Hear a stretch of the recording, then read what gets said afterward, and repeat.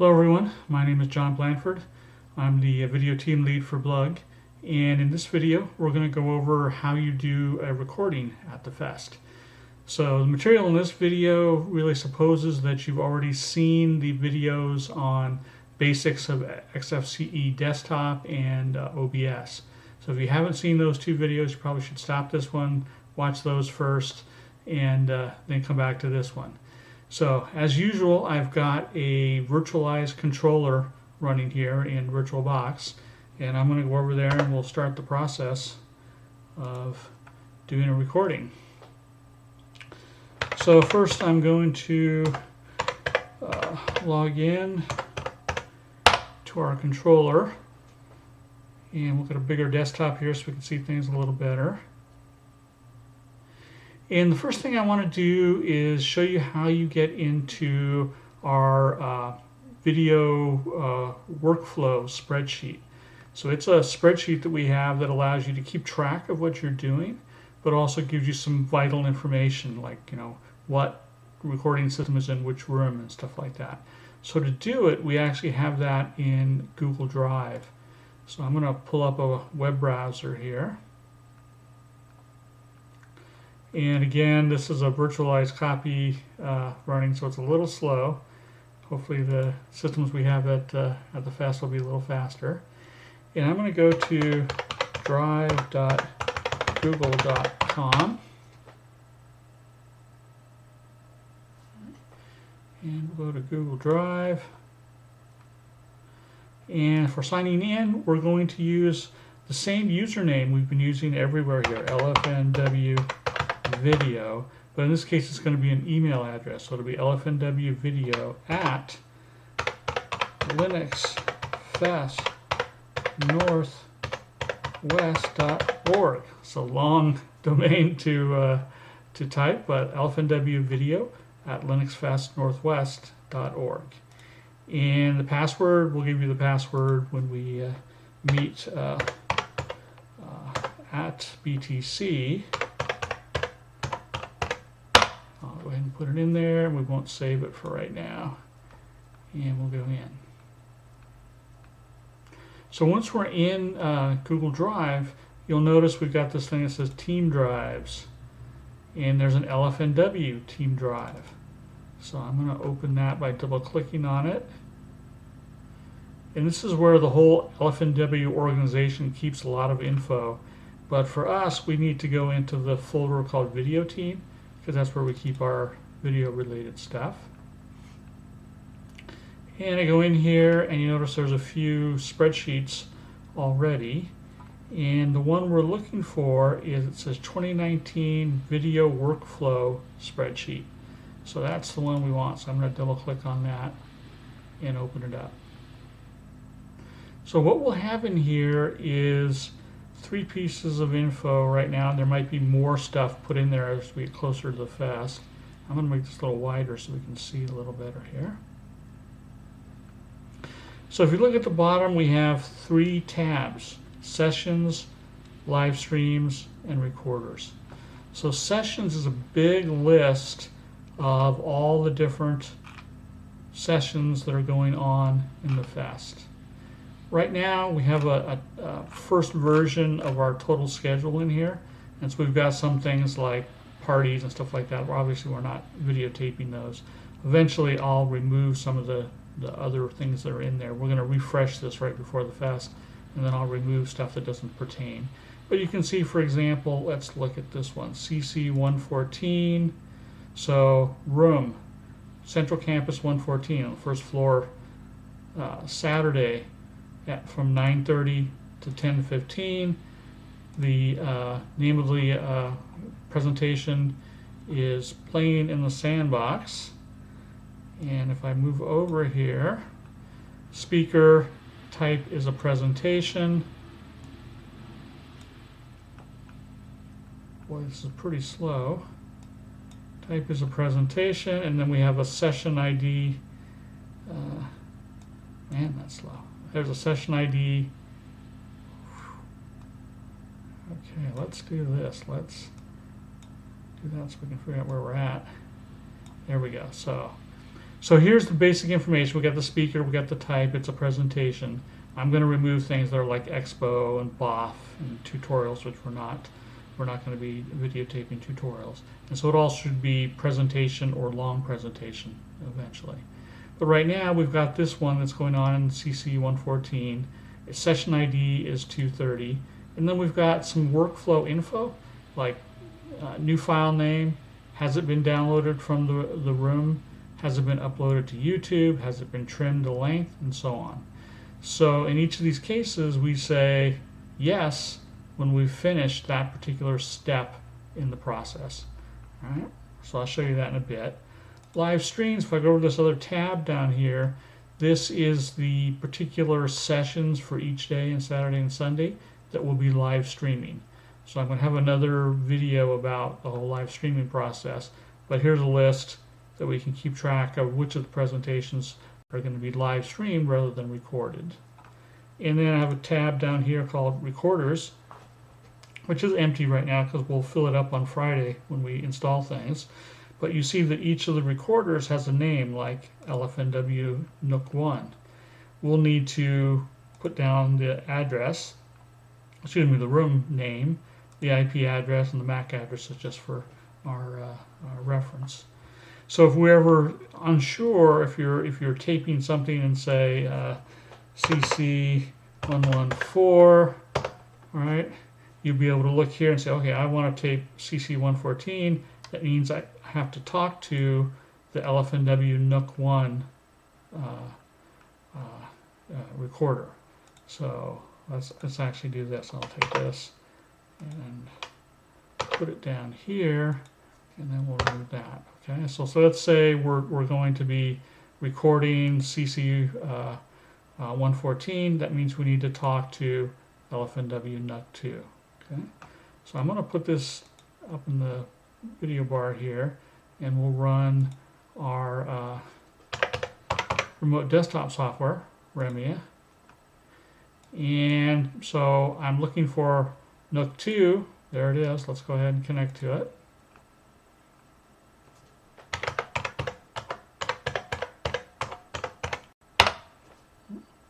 And there's our remote desktop connection to Nook 2. Okay? So let's say we're trying to record that session in CC 114. We'll go in here and we'll run OBS. And here's our basic screen for doing, this is our standard screen where it has a camera and a laptop capture. So laptop capture and camera and the microphone. So look at the mixer, we can see the microphone is live. Okay. So for doing recordings, we're generally going to be using one of these three scenes. Camera and laptop will be our standard recording. And then we have laptop full screen and camera full screen. And I'll talk about those in a second here, but let's go through the process here of what we're going to be doing. So when you're getting ready to record a session, you'll be sitting here looking at this, and you have to decide, when am I going to press on start recording here, right? So the thing we're really looking for is in the laptop capture thing, we should see that the presenter has connected their laptop, because this will change from no signal to something, whatever the presenter is putting up on the overhead projector. Now I'm going to reach down, and I have a laptop. It's a little bit far away, so just hold on a second while I plug it in to the recording system.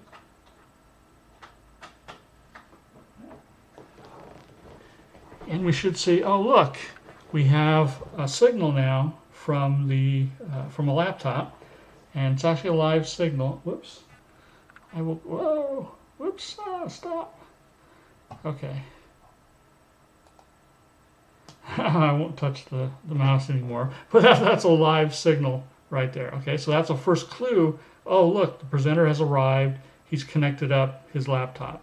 The other thing is we look up here in the video camera window, and we should see something. So again, I'll get up and say, hello everyone. So this will be like the presenter actually standing behind the lectern, getting ready to talk and stuff like that, right? So those are your two visual cues that the presentation is about to start, as well as the time, right? Because you know what time the presentation starts. Once we do the recording, we're going to trim the beginning and the end so the video that we actually publish on YouTube will start right when the presenter actually means to start. So usually what will happen is the presenter will come in, they'll hook up their laptop, someone will come up and talk to them, there'll be stuff going on, stuff like that. And then at some point they say, okay, let's start, or something like that. They'll make some cue and everyone will quiet down and they'll start their presentation. So when we do the trimming, we'll trim off everything before when the presenter actually intends to start. The upshot for you that are doing the recording is that it's always better to start the recording too soon. Right? Whenever you see you got a laptop, you got a presenter, go ahead and press start recording and we'll record from that position. Right? Because we're going to trim the beginning of the video anyway, so it doesn't hurt to start it a little early.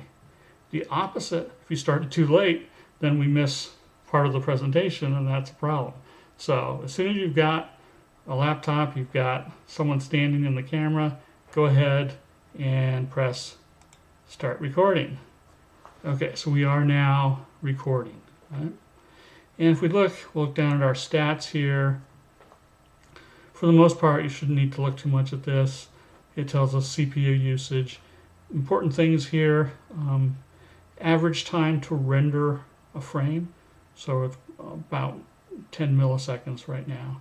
If we're doing 30 frames per second, that means we have to render the frame less than 1/30th of a second, right? If we are unable to do that, then we'll have frames missed due to rendering lag, and this number will go up. Or frames due to encoding lag will go up, stuff like that. That means for some reason the system is not keeping up with the data that's coming in there. You shouldn't see that at all. If you do see this, will start to turn red, and if you see that, let someone know about it. We'll have to figure out what's going on with that. But you shouldn't see any render lag or encoding lag on these systems. So we're recording right now. And at this point, you don't have to do much. It's a it's a pretty cushy job here being a controller. So you're just sitting there watching. There's two things that you might see that you might want to make a change to the scene. One is if something happens to the camera here, you might want to get rid of the camera feed. So for example, say someone hits the tripod the camera's sitting on and it falls over to the ground. And we're now, instead of having the presenter up here, we've got someone's shoe or something, something that's not useful for our viewers to see. What you can do in that case is move over to the laptop full screen scene. Oh, there we go. So now we've just got the laptop thing. And this is fine. We can combine the laptop with the audio and have a perfectly fine video. So probably won't happen. In most cases, you're going to stay at this dual source screen. But if you do need, if this goes crazy somehow, you have this to go to just the laptop. Probably another situation, if something goes wrong with the laptop capture and you think it's better to capture just the presenter, you can go here and do presenter full screen. And there you can see me sitting talking to you. See if I can see, oh, there's my hand, hello. Okay, and you can see my my little home office here, right? So for most, I would say 99% of the time in the recording, it's going to look like this, right? You've got your camera, you've got your laptop capture, and you're just going to leave it there. These two are available if you need them, and we'll let you use your own judgment about whether that's whatever this is a better view than this. As I said, in most cases, we're going to stay with this. So as you're watching that, one other thing I should mention to you, as of our current configuration for this year, we do not have the ability to hear the audio in the room. So you're going to have to go based on visual cues, what's going on in the room. That's something we hope to add to our recording system for next year, is the ability to actually hear what's going on in the room. But for this year, you're just going to have to look and sort of guess what's going on. Okay? So the next big thing you're looking for here is, when is the presentation over and you can stop. And again, it's always better to keep the recording going as long as possible. Sometimes the presenter will stop and answer questions for a while, and those can be quite interesting and stuff like that. And again, we will be trimming the end of the video, so it doesn't hurt to go too far. If you actually go past where there's actual presentation, that's fine. We'll just trim off the other stuff, and it'll end at a, when we publish it, we'll have it end at a natural spot for the presentation actually have ended. So I'll assume that here comes the presenter, and oops, they took out their laptop, and you see over here that there's like some people standing there talking to them, asking them questions, stuff like that. You say, okay, the presentation must be over, and we say stop recording. Now when I press stop recording, you're going to see a little window that's going to come up that says remuxing recording. So look for that, and I'll tell you what it's about here in a second. Stop recording. There's our remux going on, and that's done. So there's a strange thing with OBS where we save in a video format on a file that's a little different from the one we're actually going to upload to YouTube. We store we save the original video in a file called an MKV file. But YouTube doesn't directly support MKV format, and there's some reasons why we're using it. It's a more robust format for recording for OBS. So we've configured OBS to automatically, when we stop recording, to take the MKV file and remix it, rechange it into an MP4 file, which is what YouTube likes. So immediately when you stop, you'll see that little window come up, and it'll just translate. So you'll actually have two files. You'll have the original MKV file, and you'll have an MP4 file. And the MP4 file is the one we really want to work with and copy and send up to YouTube.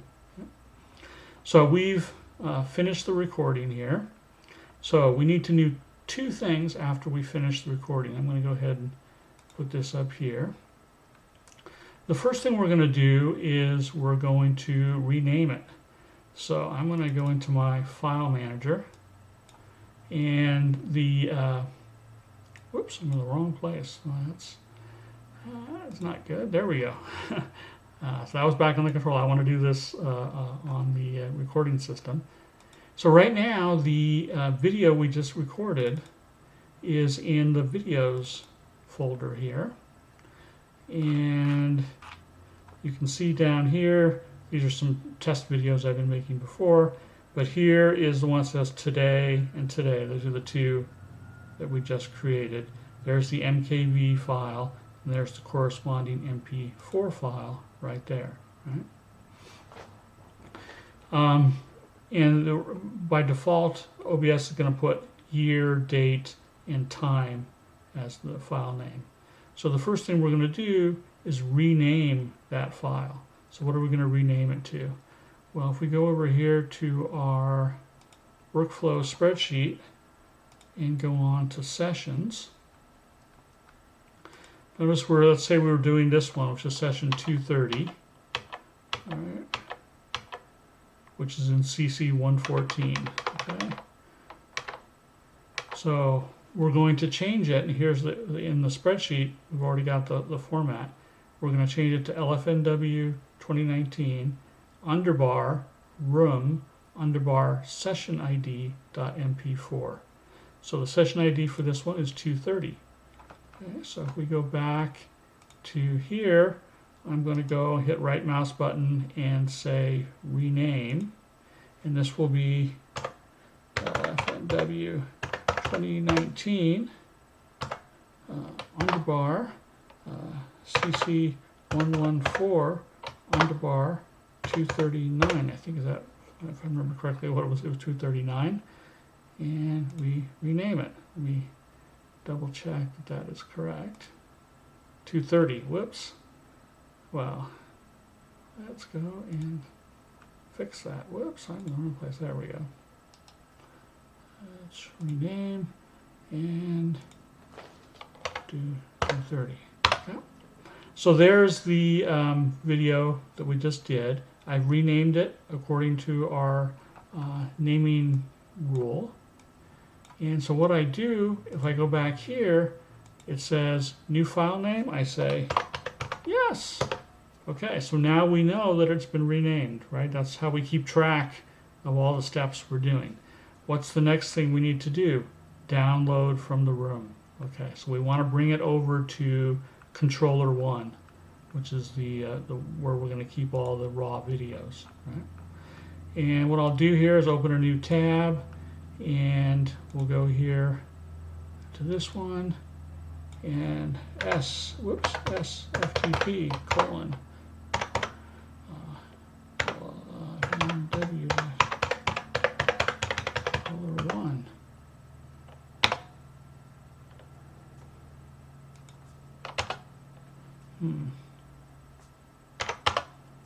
There we go. And have the slash at the end.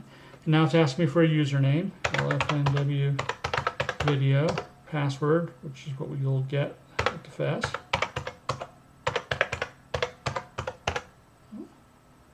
And connect. So here I am over on controller 1, and I'm going to go to home, LFNW video, and there should be on controller 1, which is where we want to save the file to, a directory called LFNW, and then a directory called raw videos. Right? So that's the raw videos folder or directory is where we want to put our newly renamed file. So we'll just let's hit that. We'll copy that, and then we'll go over here and we will paste it, and it'll come over here. So here's the thing we just created here, or the file we just did, LFNW 2019 CC114 230 MP4. Right? So now we've finished at moving it over to the controller, and so downloaded from the room now becomes yes. Okay? So those are the basic steps that we're asking controllers to do. The next things we'll be doing is uploading to YouTube, trimming, setting the description for the video and stuff like that. At this point, we're not sure if we're going to be doing the uploading on Saturday and Sunday as we do the recordings. I would like that. It would make things faster. But last year we were so busy for everything else, just renaming it and saving it on controller 1 were all we could really get done. So we'll have to play it by ear. If we have time, then we'll show you how to do the upload to YouTube and other things and stuff like that, and you can do more stuff. So that will be something we'll have to figure out this year as we go along. But the key thing, let me go in here, I'll put this down. And so key thing, we created the video with OBS, right? We started it, we stopped it, and let me move this guy to kill it. It gets saved automatically into this video folder, right? Videos. We then copy it over to controller 1 in the LFNW raw videos folder, and then we keep track in our spreadsheet over here of what we've done for each one, right? So hopefully that makes sense. For the most part, the recordings are the easiest part of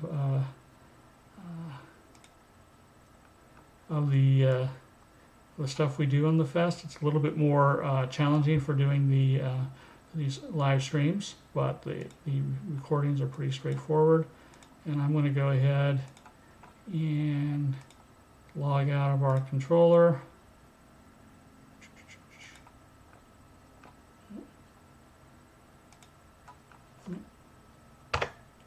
So thanks for watching this one. Hopefully that made sense. There's not a lot of difficult stuff with doing the recordings. Everything should be set up to go Just make sure that you start it as soon as possible, let it go as long as possible, then stop it, rename the file, copy the file over to controller 1 to the raw videos tab, and we've captured a nice video for the fest.